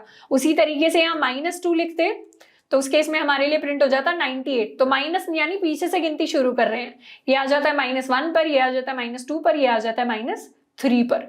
अब -4 अगर प्रिंट करवाएं तो उस केस में हमारे लिए list index out of range आ जाएगा क्योंकि इससे पीछे पीछे होते हुए कुछ नहीं है। अब अगर मान लीजिए हमें लास्ट सब्जेक्ट के मार्क्स नहीं चाहिए, सिर्फ हमें फर्स्ट 2 इंडेक्स वाले जो मार्क्स है उनके लिए चाहिए, तो उसके लिए हम एक नई लिस्ट बना सकते हैं। नई लिस्ट कैसे बना सकते हैं? हम यहाँ लिख सकते हैं मार्क्स, फिर लिखेंगे कौन से स्टार्टिंग इंडेक्स से कौन से एंडिंग इंडेक्स तक आपको लिस्ट चाहिए। तो हमें स्टार्टिंग इंडेक्स हमारे लिए हो जाएगा 0 और एंडिंग इंडेक्स हमारे लिए हो जाएगा 2। तो यहाँ पर ये जो एंडिंग इंडेक्स है ये इंक्लूड नहीं होता। तो 0:2 का मतलब है कि 0 और 1 ही इंक्लूड होंगे, 2 नहीं इंक्लूड होगा। तो इसको एक बार प्रिंट करवा लेते हैं तो हमारे लिए आउटपुट में आ गया 95 और 98। इसी तरीके से 1 और 3 का मतलब होता कि 1 भी ले रहे हैं 2 भी ले रहे हैं, 3 तो इंक्लूड होगा नहीं पर 0 भी इंक्लूड नहीं होगा। तो उस केस में प्रिंट हो जाता है 98 और 97। अब ये जो पूरी की पूरी लिस्ट बनाई है इसके हर एक आइटम को, हर एक मार्क्स को, हर एक स्कोर को निकाल कर हम इस पर एक लूप लगा सकते हैं। कौन सा लूप लगाएंगे? यहाँ पर लगाएंगे फॉर लूप। तो लिखेंगे for score in marks, print हमारा स्कोर। तो ये स्कोर हमारे लिए प्रिंट हो जाएगा, पहले 95 प्रिंट होगा, फिर 98 प्रिंट होगा, फिर 97। तो एक एक करके हम मार्क्स के सारे स्कोर्स को एक्सेस कर सकते हैं। अब मार्क्स, ये जो लिस्ट हमने बनाई है, लिस्ट के ऊपर भी काफी सारे ऑपरेशंस हैं जो हम परफॉर्म कर सकते हैं। जैसे हमने स्ट्रिंग के ऊपर ऑपरेशंस परफॉर्म किए थे वैसे ही हम यहाँ पर लिस्ट के ऊपर ऑपरेशंस परफॉर्म करेंगे। तो सबसे पहला ऑपरेशन जिसकी हम बात करेंगे वो है अपेंड ऑपरेशन। अपेंड का इंग्लिश में मतलब होता है किसी चीज को जोड़ देना। तो अगर हमने 3 सब्जेक्ट्स के मार्क्स ले लिए हैं और हमें मैथ्स के भी मार्क्स इसमें ऐड करने हैं, हम लिखेंगे मार्क्स डॉट अपेंड और उसके अंदर क्या पास करेंगे, जो भी नए मार्क्स हमें ऐड करने हैं। तो मैथ्स के 99 अगर हमें ऐड करने हैं तो वो हमने ऐड कर दिए। उसके बाद एक बार प्रिंट कर लेते हैं अपने मार्क्स को। तो हमारे मार्क्स में अब 99 एंड में जो है ऐड हो गया है या अपेंड हो गया है। इसके अलावा हम इंसर्ट भी कर देते हैं। मान लीजिए अपेंड से तो हम आखिरी में कुछ जोड़ पा रहे हैं, हमें बीच में किसी इंडेक्स पर जाकर कुछ जोड़ना है, तो उसके लिए हम इंसर्ट का यूज करते हैं। तो यहां पर अपेंड को हटाकर कर देंगे इंसर्ट। अगर हमें शुरुआत में अपने मैथ्स के मार्क्स डालने हैं तो सबसे पहले इंडेक्स लिखना पड़ेगा। शुरुआत के लिए इंडेक्स है 0 और मार्क्स होंगे हमारे 99। तो इसको रन करेंगे तो 99 अब शुरुआत यानी स्टार्ट ऑफ द लिस्ट में चला गया है। इसके अलावा अपनी लिस्ट में कौन सा आइटम एग्जिस्ट करता है, कौन सा एलिमेंट एग्जिस्ट करता है या नहीं करता, हम वो भी चेक कर सकते हैं। उसको कैसे चेक करेंगे? मान लीजिए हमें चेक करना है कि हमारे जो नंबर 99 है अब हमारी लिस्ट में एग्जिस्ट करते हैं या नहीं करते। तो उसके लिए प्रिंट कर देंगे 99 इन मार्क्स। तो ये इन कीवर्ड क्या करेगा, चेक करेगा कि क्या 99 मार्क्स के अंदर एग्जिस्ट करता है। तो हाँ एग्जिस्ट करता है, इसलिए प्रिंट हो गया हमारे लिए ट्रू। अगर हम यहां सर्च करते 93 तो उसके लिए प्रिंट होता फॉल्स। अब एक और ऑपरेशन हम परफॉर्म कर सकते हैं। मार्क्स के साथ हमेशा उसकी लेंथ हमें मिल जाती है कि हमारी जो लिस्ट है उसमें कितने एलिमेंट्स हैं, उसकी लेंथ क्या है। तो यहां पर अगर हम प्रिंट कर दें LEN और उसके अंदर पास कर दें अपने मार्क्स, तो हमारे जो मार्क्स लिस्ट है उसकी पूरी लेंथ हमारे लिए प्रिंट हो जाएगी, यानी 4 हमारे लिए प्रिंट हो गया। अगर मैथ्स के मार्क्स हटाकर हमें प्रिंट करवाना होता तो हमारे लिए उस केस में प्रिंट होता 3। तो अभी तक मार्क्स के ऊपर हमने आइटरेट किया फॉर लूप की हेल्प से। अगर वाइल लूप की हेल्प से करना चाहे तो हम लेंथ को यूज कर सकते हैं। तो सबसे पहले एक वेरिएबल डिफाइन कर लेंगे i = 0। अब लिखेंगे अपना वाइल लूप। वाइल हमारा जो i है वो लेस देन रहता है लेंथ ऑफ मार्क्स से, तब तक हम प्रिंट करते रहेंगे मार्क्स ऑफ i और i को कर देंगे अपडेट बाय 1। तो इसमें केस में क्या हुआ, वाइल लूप की हेल्प से हमारे जो स्कोर्स हैं, हमारे जो मार्क्स हैं वो एक एक करके हमारे लिए प्रिंट हो गए। अब अगर हमें इस पूरे के पूरे लिस्ट को खाली करना है तो उसके लिए क्या करेंगे, एक ऑपरेशन यूज करेंगे मार्क्स डॉट क्लियर। क्लियर की हेल्प से अगर हम इसके बाद प्रिंट करवाएं अपना मार्क्स तो एक खाली लिस्ट प्रिंट होगी। तो क्लियर क्या कर देगा, सारी की सारी लिस्ट को खाली कर देगा। तो ये हमने कुछ ऑपरेशंस पढ़ लिए हैं अपनी लिस्ट के ऊपर। अब बात करने वाले हैं हम ब्रेक एंड कंटिन्यू की। अब ब्रेक और कंटिन्यू 2 इंपॉर्टेंट कीवर्ड्स हैं हमारी पाइथन के अंदर।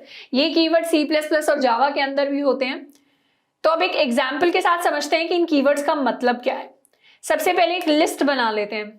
लिस्ट के अंदर कुछ स्टूडेंट्स के नाम जो हैं वो स्टोर्ड होंगे, राम, श्याम, किशन, राधा, राधिका। तो ये कुछ 5 स्टूडेंट्स के नाम हैं, ये हमने स्टोर कर लिए हैं। अब हमारा काम क्या है, हमें इन सारे के सारे नाम को एक एक करके प्रिंट करवाना है। और प्रिंट करवाते हुए हमें एक चीज ध्यान रखनी है कि जैसे ही राधा का नाम आ जाए उसके बाद हमें कोई नाम प्रिंट नहीं करवाना, यानी सिर्फ राम से लेकर जब तक राधा का नाम नहीं आता तब तक वाले सारे नाम प्रिंट करवाने हैं। तो उसके लिए कैसे करेंगे, हम लगाते हैं for loop for student in students. हम प्रिंट करवाते रहेंगे अपने स्टूडेंट को, लेकिन जैसे ही अब यहां पर हम फॉर लूप के अंदर इफ स्टेटमेंट लिख रहे हैं, तो ये एक नया यूज केस है, इसको ध्यान से हमें देखना चाहिए। अगर हमारे स्टूडेंट का जो नाम है वो इक्वल हो जाए राधा के, तो उस केस में हम कर जाएंगे ब्रेक। इस चीज का क्या मतलब है कि फॉर मतलब हमने सारे के सारे स्टूडेंट्स पर आइटरेट कर लिया, हम हर बार प्रिंट तो करवा रहे हैं स्टूडेंट को, पर जैसे ही हमारे स्टूडेंट का नाम राधा हो जाता है उससे पहले हम कर जाएंगे ब्रेक। ब्रेक यानी उस लूप को तोड़कर उससे बाहर निकल जाना, यानी अब इसके बाद लूप खत्म हो जाए। तो जहां भी हमें लूप को खत्म करना होता है वहां हम ब्रेक कीवर्ड का यूज कर देते हैं। अब इसको अब रन करेंगे तो सिर्फ राम, श्याम और किशन प्रिंट होगा, राधा और उसके बाद वाला जो नाम है वो प्रिंट नहीं होगा। अब इसके अलावा एक और कीवर्ड होता है कंटिन्यू। तो मान लीजिए ऐसा केस होता जिसमें किशन जो है ये हमारी क्लास का स्टूडेंट तो था, पर अब ये क्या हुआ, इसके पेरेंट्स का ट्रांसफर हो गया किसी और स्टेट में और अभी ये शिफ्ट हो गया है, तो इसने स्कूल से नाम कटवा लिया है और इसका नाम अब लिस्ट में प्रिंट नहीं होना चाहिए। तो अब हमें किशन के अलावा बाकी सबका नाम प्रिंट करना है। तो यहां पर कंडीशन में चेंज कर देते कि अगर student is equal to Kishan है तो उस केस में कंटिन्यू करिए, मतलब हमारा जो लूप है उसको एक और बार रन कर दीजिए, अभी वाले लूप का कोई काम मत करिए। तो इसको रन करेंगे तो बाकी सारे स्टूडेंट्स के नाम प्रिंट हो जाएंगे, बस एक किशन का नाम प्रिंट नहीं होगा। तो इस तरीके से हमारा कंटिन्यू काम करता है पाइथन के अंदर। अब नेक्स्ट जिस स्ट्रक्चर की हम बात करने वाले हैं पाइथन में, उसका नाम है टपल। अब टपल जो है वो लिस्ट की तरह ही होता है, बस इम्यूटेबल होता है। यानी एक बार आपने टपल बना दिया, उसको आप चेंज नहीं कर सकते। जैसे लिस्ट के अंदर तो हम चीजें इंसर्ट कर पा रहे थे, अपेंड कर पा रहे थे, उसको क्लियर कर पा रहे थे, तो उस तरीके का एडिशन, मॉडिफाइंग या डिलीट ऑपरेशन हमारे टपल्स के अंदर नहीं होता। तो अगर हमें मार्क्स का एक टपल डिफाइन करना होता तो यहां पर हम लिखते हैं मार्क्स इज इक्वल टू, अब टपल को हम डिफाइन करते हैं पेरेंथेसिस की फॉर्म में। जैसे लिस्ट में हम स्क्वायर ब्रैकेट्स को यूज किया करते थे, अब हम यूज करेंगे अपने पेरेंथेसिस। मार्क्स के अंदर स्टोर करेंगे अपने marks, 95 for English, 98 for chemistry, 97 for physics. अब मान लीजिए अगर हमें मैथ्स के मार्क्स भी करने इनपुट, या हम 0th इंडेक्स पर 95 नहीं रखना चाहते, 99 रखना चाहते हैं, तो सिंपली क्या करेंगे, marks of 0 is equal to 99। पर यहां पर हमारे लिए एक एरर आ जाएगा। एरर क्यों आएगा? क्योंकि tuple object does not support item assignment, क्योंकि यहां पर हम अपने टपल को चेंज करने की कोशिश कर रहे हैं, इसलिए ये चीज हम नहीं कर सकते। तो टपल्स हमारे इम्यूटेबल होते हैं। अब टपल्स के ऊपर दो ऑपरेशंस की हम बात कर रहे होंगे। सबसे पहला ऑपरेशन ये है कि वो काउंट कर लेता है कि कौन सी ऑब्जेक्ट कितनी बार है। जैसे 97 को हमने अगर 3 बार लिख दिया और यहां पर हम प्रिंट करवाना चाहें और हमें काउंट करना है कि 97 कितनी बार आया, तो लिखेंगे मार्क्स डॉट काउंट। काउंट के अंदर 97 को काउंट करना चाहेंगे तो 97 पास करेंगे और 3 हमारे लिए प्रिंट हो गया। अब 95 देखना है कितनी बार आया, तो उसके लिए 1 प्रिंट हो गया। ऐसे ही अगर किसी भी नंबर का हमें इंडेक्स देखना हो टपल के अंदर, तो क्या करेंगे, प्रिंट करेंगे मार्क्स डॉट इंडेक्स। अब जिस भी नंबर का हमें इंडेक्स देखना है, मान लीजिए 97 का हमें इंडेक्स देखना है, तो 97 अगर 3 बार आ रहा है तो पहली बार जब 97 आएगा उसका इंडेक्स हमारे लिए प्रिंट होगा, तो 2 हमारे लिए प्रिंट हुआ। 0 पर है 95, 1 पर है 98, 2 पर है 97 पहली बार। तो इस तरीके से हमारा टपल काम करता है। नेक्स्ट जिस स्ट्रक्चर की बात करेंगे पाइथन के अंदर, उसका नाम है सेट। अब सेट्स के बारे में हमने मैथ्स में भी पढ़ा हुआ है। सेट्स क्या हुआ करते थे, जैसे अगर हमें काफी सारे एलिमेंट्स जो हैं उनका कलेक्शन स्टोर करवाना है, लेकिन सिर्फ यूनिक एलिमेंट्स को रखना है, डुप्लीकेट्स नहीं रखने, तो उस केस में हम सेट का यूज किया करते थे। वैसे ही सेट होते हैं पाइथन के अंदर। अब जैसे अगर हमें टपल को एक सेट बनाना है, तो उसके लिए बस यहाँ पर ये ब्रैकेट चेंज कर देंगे और यहाँ पर ले आएंगे कर्ली ब्रेसेस। तो अभी तक हमने क्या सीखा कि जब स्क्वायर ब्रैकेट्स आते हैं तब होती है हमारी लिस्ट, जब पेरेंथेसिस आते हैं तब होता है हमारा टपल, और जब कर्ली ब्रेसेस आ जाते हैं तब होता है क्या, हमारे लिए हमारा सेट। तो इस तरीके से डिफरेंशिएट हम कर सकते हैं। अब एक और स्पेशल चीज की टपल्स के अंदर ये पेरेंथेसिस लगाना कंपलसरी नहीं है। यानी अगर आप लिखेंगे person is equal to Ram comma Shyam comma अभी, तो ये जो स्ट्रक्चर बनेगा ये बाय डिफॉल्ट एक टपल होगा। इसको प्रिंट करवाएं अगर पर्सन, तो हमारे लिए प्रिंट होकर आ रहा होगा एक टपल।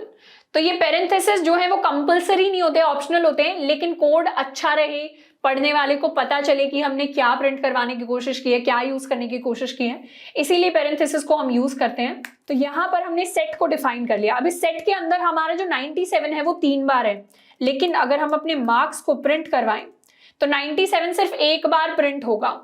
एक बार इसलिए प्रिंट होगा क्योंकि सेट के अंदर यूनिक वैल्यू स्टोर होती है। दूसरी चीज, अगर हम यहाँ पर मार्क्स ऑफ 0 प्रिंट करवाने की कोशिश करें तो उसके लिए एरर आ जाएगा। एरर इसलिए आएगा क्योंकि मार्क्स के अंदर, सेट्स के अंदर इंडेक्स एग्जिस्ट नहीं करता, यानी कौन सी वैल्यू कौन से इंडेक्स पर पड़ी है कोई आइडिया नहीं है। आपको अगर इसके ऊपर आइटरेट करना है तो आप एक लूप ही चला सकते हैं, आप इंडेक्स से एक्सेस नहीं कर सकते वैल्यूज को। इसे हम हटा लेते हैं और अब करते हैं इसको रन, तो हमारे लिए एक एक करके हमारे सारे स्कोर्स जो हैं प्रिंट हो गए। अब सिंस सेट्स के अंदर हमारे इंडेक्स नहीं होते, इसीलिए इसको अनऑर्डर्ड कहा जाता है। ऑर्डर यानी एक फिक्स्ड सीक्वेंस होना चीजों का, तो जहां पर इंडेक्स होता है उसको ऑर्डर्ड कहते हैं, सेट्स के अंदर इंडेक्स नहीं होता तो उसको अनऑर्डर्ड कहते हैं। अब सेट्स के जैसा ही एक और स्ट्रक्चर होता है पाइथन में जिसको कहते हैं डिक्शनरी। डिक्शनरी काफी इंपॉर्टेंट स्ट्रक्चर है। डिक्शनरी के अंदर हम की वैल्यू पेयर स्टोर करते हैं। जैसे अगर हमें सिंगल स्टूडेंट की इंफॉर्मेशन स्टोर करनी है तो उसको या तो टपल में करेंगे, सेट में करेंगे या फिर लिस्ट में करेंगे, लेकिन स्टूडेंट के साथ हमेशा उसकी पेरेंट की इंफॉर्मेशन आनी चाहिए। की और वैल्यू दो पेयर्स में इंफॉर्मेशन जब स्टोर होती है तो वो डिक्शनरी में स्टोर होती है। जैसे यही इसी मार्क्स को अगर हम डिक्शनरी में कन्वर्ट करना चाहें तो उसके लिए कुछ इस तरीके से हम कन्वर्ट करेंगे। सबसे पहले हम कर्ली ब्रेसेस लगाएंगे, फिर लिखेंगे अपनी की, हमारी की है इंग्लिश, और फिर लगाएंगे अपना कोलन, फिर स्टोर करेंगे इंग्लिश के मार्क्स 95, कॉमा, फिर स्टोर करेंगे केमिस्ट्री के मार्क्स, कोलन 98। तो इस तरीके से हम पहले अपनी की जो है वो हमने सब्जेक्ट रखी है, अपनी वैल्यू हमने मार्क्स रखी है। अगर हम पेरेंट स्टूडेंट की इंफॉर्मेशन स्टोर कर रहे होते तो इंफॉर्मेशन नाम का एक डिक्शनरी हम बना लेते। पहले होता राम, जो स्टूडेंट है उसके फादर का नाम मान लीजिए है बालकिशन। तो इस तरीके से स्टूडेंट पेरेंट की इंफॉर्मेशन स्टोर कर लेते। अब अगर हमें किसी इंफॉर्मेशन को एक्सेस करना है तो उसको कैसे एक्सेस करें? मान लीजिए प्रिंट करवाना है केमिस्ट्री के मार्क्स को, तो यहां लिखेंगे प्रिंट मार्क्स ऑफ केमिस्ट्री। तो पहले इंडेक्स में जो नंबर लिखा करते थे, अब उस नंबर की जगह हम पूरा का पूरा की लिख सकते हैं। तो यहाँ केमिस्ट्री को हमने एज इंडेक्स पास कर दिया और हमारे लिए केमिस्ट्री के मार्क्स प्रिंट होकर आ जाएंगे विच इज 98। अब अगर हमें कोई नए मार्क्स ऐड करने हैं तो उसको कैसे ऐड करें? यहां पर लिख सकते हैं मार्क्स। अब उसके बाद हमें फिजिक्स के मार्क्स प्रिंट करवाने हैं, तो पहले फिजिक्स के मार्क्स ऐड कर लेते हैं 97। अब क्या करेंगे? प्रिंट करवा देंगे अपने मार्क्स को। तो यहाँ इंग्लिश भी आ गया, यहाँ केमिस्ट्री भी आ गया और अब यहाँ पर फिजिक्स भी आ गया। अब एग्जिस्टिंग मार्क्स को हम चेंज भी कर सकते हैं डिक्शनरी में, यानी फिजिक्स के मार्क्स को हमें 97 की जगह अगर 99 बनाना है तो क्या करेंगे?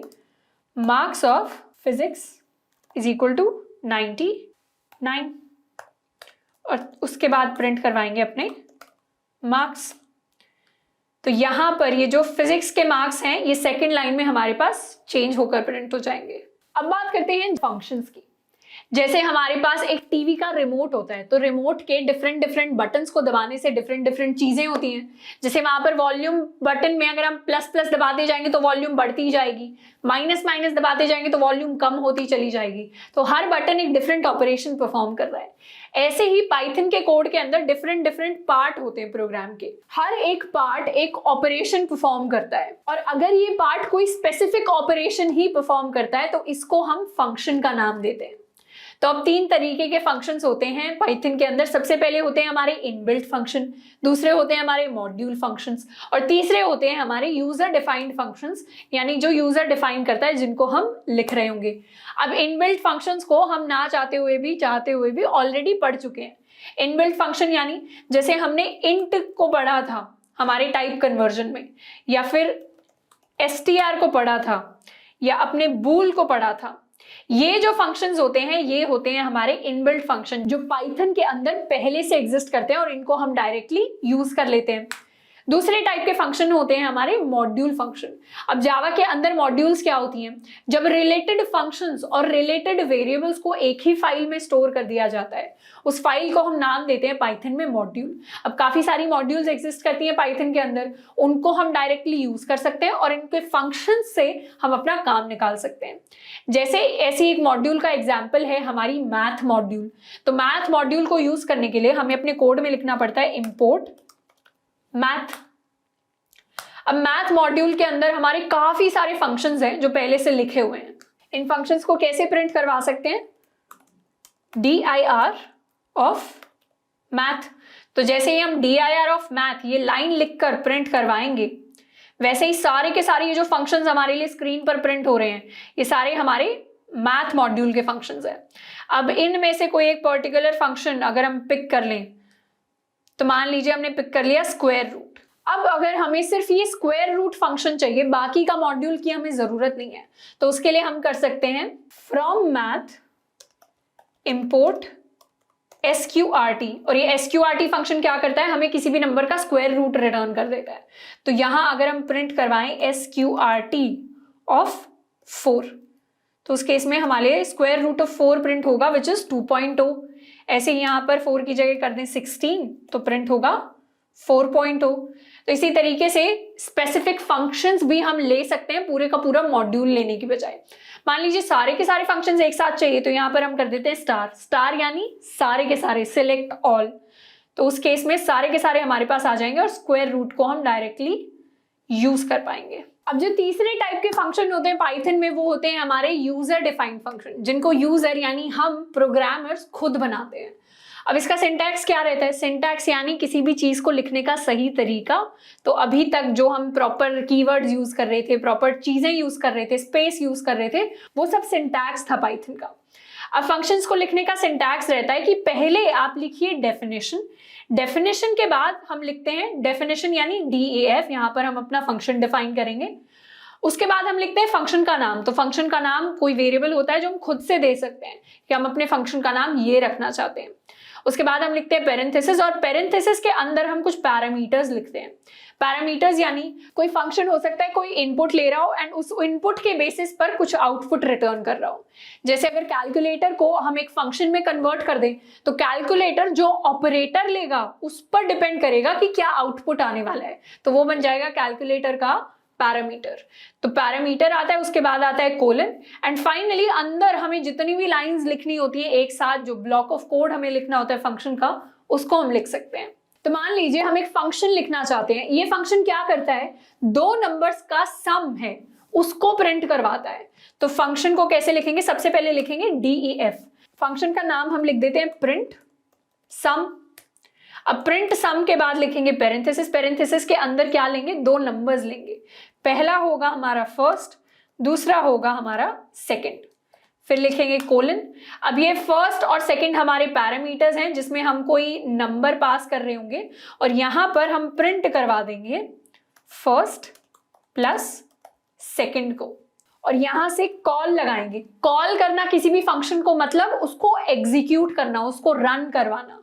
तो प्रिंट सम को कॉल करने के लिए लिखेंगे प्रिंट सम पेरेंथेसिस, उसके अंदर पास कर देंगे पैरामीटर्स, जो भी उसको हम पैरामीटर्स देना चाहते हैं। फर्स्ट में देना चाहते हैं 1, सेकंड में देना चाहते हैं 2, और ये प्रिंट सम जो है वो हमारे लिए सम को प्रिंट करवा देगा। तो इसको रन करते हैं तो 1 और 2 का सम हमारे पास डायरेक्टली प्रिंट हो गया, विच इज 3। अब मान लीजिए कि हमें सिर्फ क्या करना है, एक बाय डिफॉल्ट पैरामीटर की वैल्यू रख लेनी है। जैसे सेकंड जो नंबर है उसमें अगर कुछ भी नहीं पास हुआ तो हमारे लिए सेकंड 4 बन जाए। तो मान लीजिए हमने 2 की जगह कुछ भी पास नहीं किया, सिर्फ 1 पास किया, तो उस केस में वो बाय डिफॉल्ट सेकंड को 4 ले लेगा और 1 और 4 का सम हमें दे देगा, which is going to be 5। तो कुछ इस तरीके से हमारे फंक्शंस हमारे पाइथन के अंदर काम करते हैं। तो आई होप कि पाइथन के जितने भी कॉन्सेप्ट्स आज हमने डिस्कस किए हैं वो हमें अच्छे से समझ में आए होंगे। अब इसके बाद अगर हम प्रोग्रामिंग में जाना चाहते हैं, प्लेसमेंट्स के लिए पढ़ना चाहते हैं, कंपेटिटिव प्रोग्रामिंग के लिए पढ़ना चाहते हैं, तो हम पाइथन के अंदर ऊप्स को सीख सकते हैं। या फिर अगर हम मशीन लर्निंग की तरफ जाना चाहते हैं, डेटा साइंस, आर्टिफिशियल इंटेलिजेंस की तरफ जाना चाहते हैं, तो फिर हम उससे रिलेटेड मॉड्यूल्स पढ़ सकते हैं, फाइल हैंडलिंग वगैरह पढ़ सकते हैं पाइथन में। और अगर हम डेवलपमेंट की तरफ जाना चाहते हैं तो जैंगो नाम के फ्रेमवर्क को हम सीख सकते हैं। आई होप कि आपकी आने वाली पाइथन की जर्नी अच्छी रहेगी। इसके अलावा पाइथन से रिलेटेड किसी टॉपिक पर अगर आपको वीडियो चाहिए, मशीन लर्निंग या AI से रिलेटेड किसी टॉपिक पर वीडियो चाहिए, तो उसके लिए आप नीचे कमेंट कर सकते हैं। आज के लिए इतना ही, मिलता है नेक्स्ट वीडियो में। Till then keep learning and keep practising.